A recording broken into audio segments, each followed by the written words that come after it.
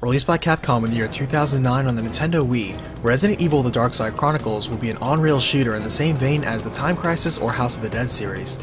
Directed by Yasuhiro Seto, who also directed Resident Evil the Umbrella Chronicles, and written by Shotaro Suga, the game would also feature canon and non-canon game scenarios. This time, it would tell a non-canon retelling of Resident Evil 2 and Code Veronica, and even feature a bonus chapter starring Tofu again, but this time it would tell a new story for Leon Kennedy that acts as a prologue to Resident Evil 4. A few improvements were made to the game since Umbrella Chronicles, such as partners being visible on the screen, a new dodge mechanic, being able to use healing herbs freely, as well as headshots being easier to land. The game also scales in difficulty, getting harder or easier based on the skill of the player. For this video, I'll only be talking about the new canon content introduced. The story only gets larger from here, so let's cut it down to size with a recapitation. In 2002, 4 years after the Raccoon City incident, there was a report of a former Umbrella researcher contacting a man by the name of Javier Hidalgo in South America. Strangely, Javier, a former drug lord with political ties, disappeared afterwards, so the US government sends in US Stratcom agent Leon Kennedy alongside US SOCOM member Jack Krauser in to investigate. Leon is concerned about the potential link to BOWs, but Jack seems less than concerned about BOWs in general. As they trek through the jungle to the village where their guide is to be, they find it strangely deserted. They overhear a report of over 50 teenage girls gone missing, but everyone in this village seems to be gone. Jack says the village smells like death when they see a man stumble out. Leon sees something's off about the man, and recognizing it to be a BOW, he quickly takes aim. This is Jack's first experience with BOWs, despite his years of operations, and Leon sees something is different about these zombies and urges them to run. Jack and Leon watch each other's back as Jack soon learns not to underestimate even a basic zombie. They spot a snake tattoo on some zombified militia and recognize it to be the mark of Javier's men, the Sacred Snakes, and at the same time, they see Javier has opened the floodgates to the nearby dam, flooding the village and exposing local piranha to the T-Virus. They do find their guide, but he's mortally wounded, gasping out that a girl has brought devils to the village after helping her escape from Javier's mansion.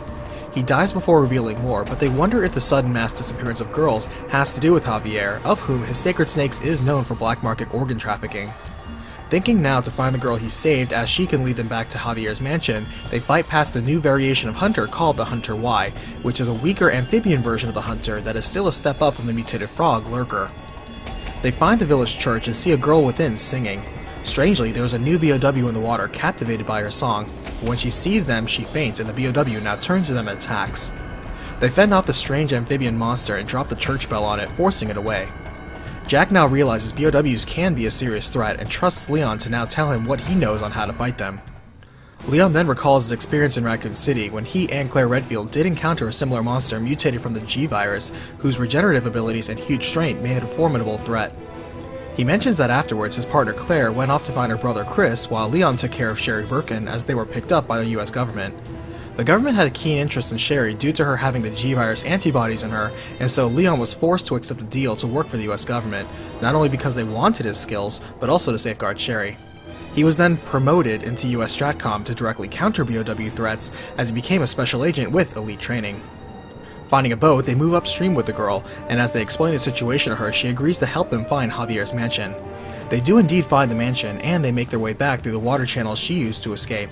They bring the girl with them, whose name is Manuela, but order her to stick close as they find the area rife with BOWs, including a new insectoid bat mutant called an Anubis. They find it curious how these BOWs appeared after Manuela escaped, but it's up to her to guide them through the maze-like underground while they escort her. When they realize they're being watched, they hear from the intercom Javier himself invite his daughter to come back, and Manuela runs off calling for her father. Leon and Krauser chase after her after this revelation, catching up to her and Javier in person. He explains he's doing all this for her sake, and she needs to follow his instructions and be patient for 15 years, so that way the Veronica virus she has won't mutate. Leon recognizes the mention of the Veronica virus, but he and Krauser are swept away by a sudden flood trap. Manuela is still reluctant to trust her father and dives in after them, and as he's swept away, Leon reflects on what he knows of the T Veronica virus. Since he wasn't there, he doesn't know much of the events on Rockfort Island and Antarctica since his old ally Claire was there, and he just helped coordinate her rescue. He later learned that despite Chris's best efforts, Steve Burnside's body, the only intact sample of the T Veronica virus, was procured by Albert Wesker, who was able to extract the virus, thus leading to his reappearance here in South America. Leon's unsure of several things now, like how is Manuela able to keep her human form, why did her father infect her, and can she infect others? Jack reminds Leon the mission objective is Javier, not Manuela, but Manuela catches up to them anyway. It's not long before Javier locates them and sends in a new BOW, a failed T. Veronica monster called the Bandersnatch, after them. After repelling a wave of them, there is a short break, and Leon takes this time to confront Manuela on Javier. She reveals what is under her bandaged arm, revealing the virus is part of her treatment to help counteract the rare fatal disease she and her mother had.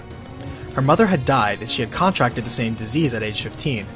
Javier brought the T. Veronica virus under information it would save her, and it actually did help her recover. However, as evident even by the Ashford researchers who developed T. Veronica, the virus will kill its hosts if not compatible, or at least mutate them, and it remains a mystery how Javier has figured out how to keep Manuela human, since even Alexia Ashford had to enter a 15-year sleep to stabilize it.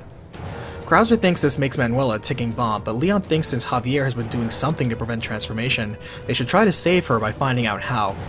Leon then reveals to Krauser he's on a mission from the president himself to eradicate the virus, and he asks for Krauser's help with this mission. Since the orders are from the president and Krauser is a soldier, he agrees, and the two shake on their commitment to take down Javier and succeed in this mission. Finding and breaking into Javier's Sacred Snake's compound with their teamwork and one-liners, they find a strange botanical garden and the dead Umbrella researcher they needed to find and question originally. Finding a medical lab, they see all the human organs the Sacred Snakes have been trafficking, but worse yet, they find the dozens of missing girls. Manuela then doubles over in pain, and Javier now enters, explaining that her organs have to be transplanted regularly, and stalling out the infection is how he's been keeping the virus at bay. Manuela is horrified at the lengths her father has been going to save her life, but her father still refuses to let her die. He calls in the giant monster from before, and while Leon and Krauser keep it at bay, they struggle against it until Manuela begins singing again. Staggering it, the monster then flings some spikes, one of which impales Krauser in his left arm, disabling it. As they finish off the monster, Manuela realizes this monster reacts so peaceably to her because this was originally her mother, who was mutated after Javier attempted to use the T. Veronica virus to save her and failed, but still kept some of her memories even after mutating. Javier escapes and in his desperation approaches a special plant in his garden that merges with him. With his new form, he smashes through the compound in an attempt to kill Leon and Krauser, but they manage to fend it off. Running outside, they behold the true form of Javier, who now boasts of his new power, making him as large as a building. Manuela dashes towards Javier, choosing to die as a human rather than become a monster like that, and Leon dives in to save her. But when Javier moves to crush Leon too, the unique ability of the T. Veronica virus that has one's blood combust when exposed to air comes out, incinerating one of Javier's arms.